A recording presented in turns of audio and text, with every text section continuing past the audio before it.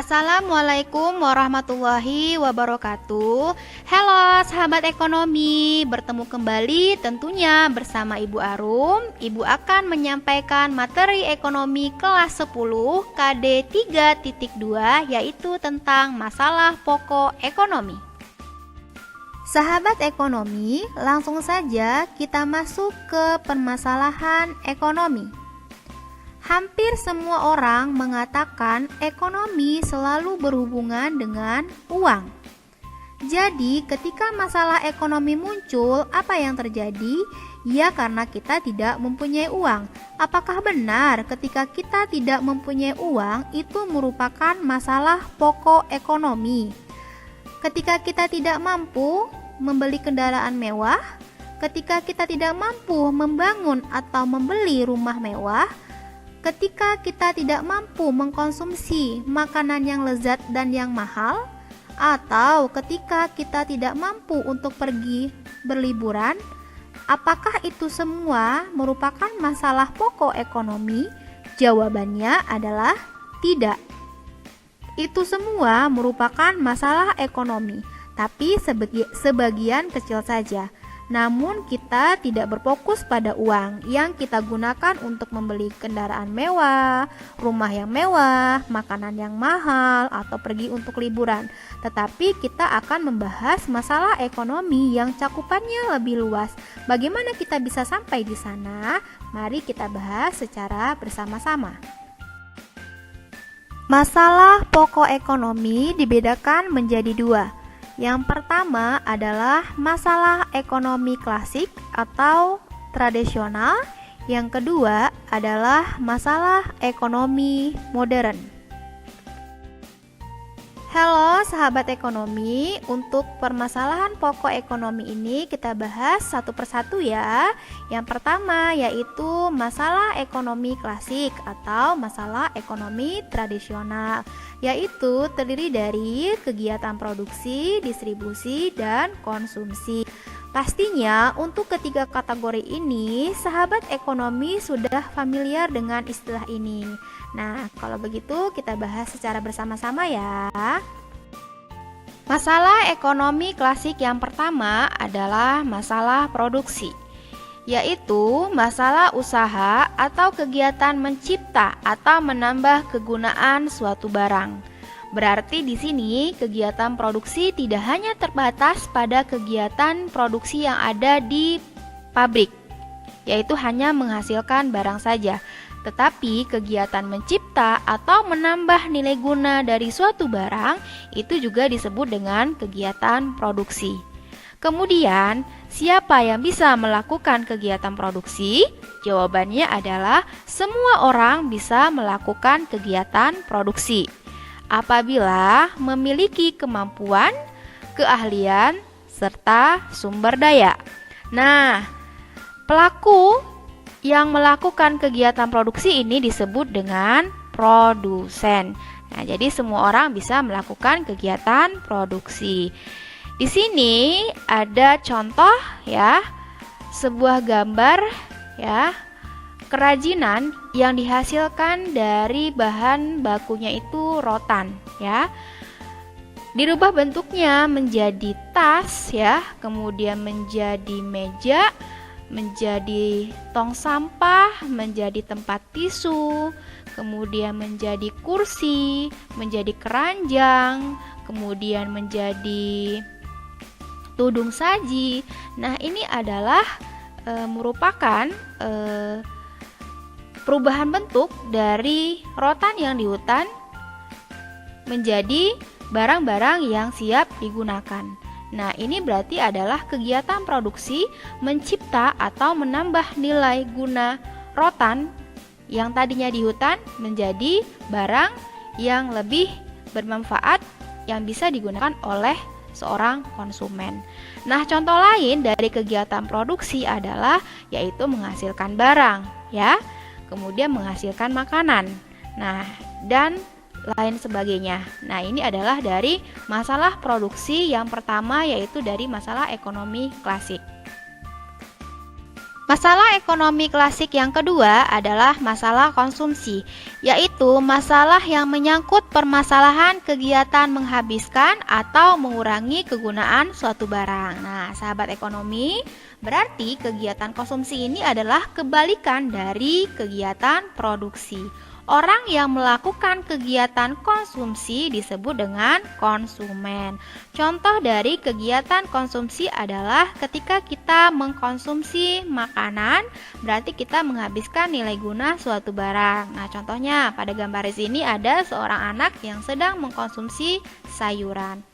Sebagian besar orang mengatakan kegiatan konsumsi selalu berhubungan dengan hal yang kita makan, dengan hal yang kita minum yang masuk ke tenggorokan dan masuk ke mulut kita. Namun, konsumsi tidak hanya terbatas pada hal demikian, ya. Ada contoh konsumsi yang lain, yaitu ketika kita menggunakan pakaian, berarti kita mengkonsumsi pakaian. Dalam hal ekonominya, karena itu kita mengurangi nilai guna dari pakaian. Kemudian kita mengkonsumsi kendaraan, misalnya mobil, ya, berarti kita mengurangi kegunaan dari mobil tersebut. Mengapa bisa seperti ini? Karena mobil yang tadinya baru kemudian kita gunakan, maka lama-kelamaan, ya, dengan bertambahnya waktu, maka kendaraan tersebut akan mengalami penyusutan. Nah, akan terjadi yang namanya kerusakan mesin. Nah, kita akan memperbaiki kerusakan-kerusakan tersebut. Berarti dalam hal ini kita mengurangi yang namanya kegunaan suatu barang, baik terhadap kendaraan tadi mobil ataupun pakaian. Nah, inilah yang disebut dengan kegiatan konsumsi. Masalah ekonomi klasik yang ketiga adalah masalah distribusi, yaitu permasalahan bagaimana supaya benda-benda atau barang hasil produksi bisa sampai ke tangan konsumen yang membutuhkan. Orang yang melakukan kegiatan distribusi disebut dengan distributor.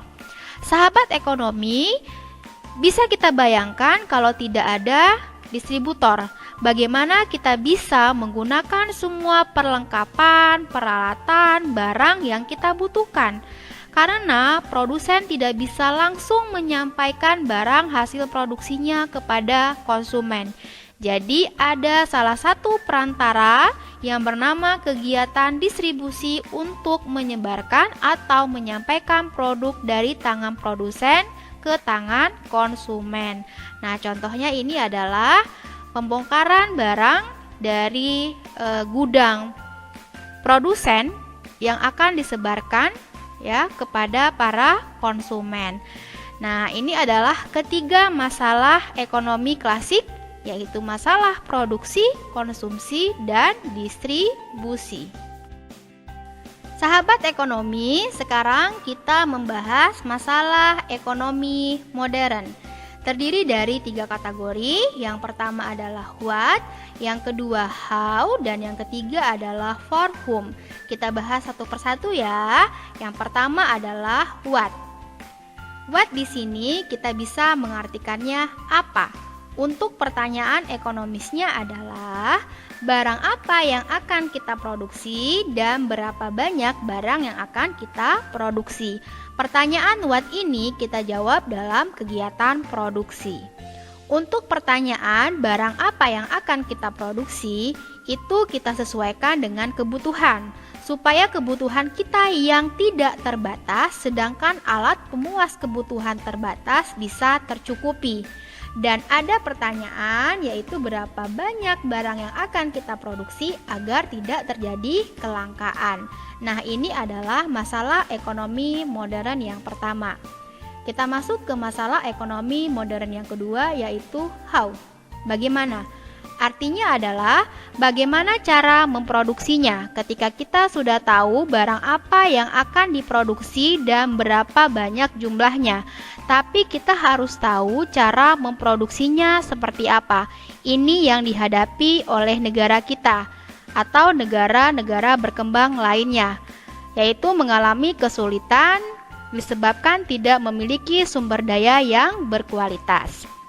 Yang berkaitan dengan how ini adalah dengan menjawab, yaitu metode dan teknologi yang digunakan dalam proses produksi. Artinya di sini adalah dalam melakukan kegiatan produksi, kita menggunakan tenaga manusia atau tenaga mesin. Yang kedua adalah faktor produksi apa yang terlibat atau faktor produksi apa yang kita gunakan dalam kegiatan produksi. Yaitu misalnya yang pertama adalah faktor produksi sumber daya alam, contohnya tanah. Yang kedua adalah faktor produksi manusia atau tenaga kerja. Yang ketiga adalah faktor produksi modal. Dan yang keempat adalah faktor produksi kewirausahaan. Ini adalah masalah ekonomi modern yang kedua. Kita masuk ke masalah ekonomi modern yang ketiga, yaitu for whom, untuk siapa. Artinya adalah berkaitan dengan segmen pasar atau target pasar atas produk yang dihasilkan oleh produsen. Nah, di sini berarti adalah setelah kita mengetahui barang apa yang akan diproduksi, berapa banyak jumlah barang yang diproduksi dan bagaimana cara memproduksinya. Nah, ketika itu kita juga harus memikirkan untuk siapa barang itu setelah jadi diproduksi, kita sampaikan kepada siapa atau kita salurkan kepada siapa. Nah, ini adalah untuk siapa ya. Nah, perlu digarisbawahi yang untuk for whom ini adalah barang yang dihasilkan adalah bersifat adil. Artinya adalah semua kalangan masyarakat bisa menikmati dari semua barang yang dihasilkan dari kegiatan produksi. Sahabat ekonomi, untuk masalah ekonomi modern ada beberapa hal yang harus diperhatikan. Diingat ya, yang pertama itu adalah ketiga masalah di atas, what, how, dan for whom bersifat fundamental dan saling berhubungan satu dengan yang lainnya. Artinya, what, how, dan for whom itu adalah satu kesatuan yang tidak bisa dipisahkan proses kegiatannya. Yang kedua adalah setiap negara mengalami masalah tersebut, namun tidak semua perekonomian memecahkannya dengan cara yang sama. Yang ketiga adalah kemungkinan produksi setiap negara untuk memecahkan masalah-masalah pokok yang dihadapi oleh setiap negara tergantung dari sistem perekonomian yang dianut oleh masing-masing negara.